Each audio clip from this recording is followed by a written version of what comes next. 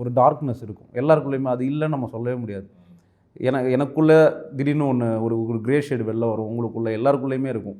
அப்படிங்கும்போது இப்போ MS Bhaskar sir மாதிரி ஒருத்தரை நான் ஃபஸ்ட்டு ஃப்ரேமில் காட்டும் போதே ஆடியன்ஸ் வந்து அவரை வந்து அவர் வீட்டில் உள்ள ஒருத்தராக பார்க்க ஆரம்பிச்சிருவாங்க.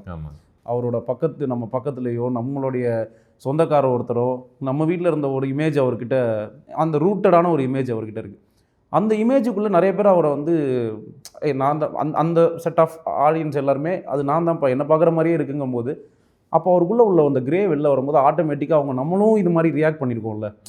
எல்லாருமே கண்டிப்பாக நம்ம இல்லைங்க நான் தான் 2 சண்டை நடக்குதுன்னா நான் ஒன்றுமே பண்ணலங்க அவன் தான் வந்து அப்படி தான் நம்ம ஃபஸ்ட்டு சொல்லுவோம். இல்லைங்க நான் தான் தப்பு பண்ணிட்டேன் அப்படின்னு நம்ம யாருமே ஒத்துக்க மாட்டோம்ல.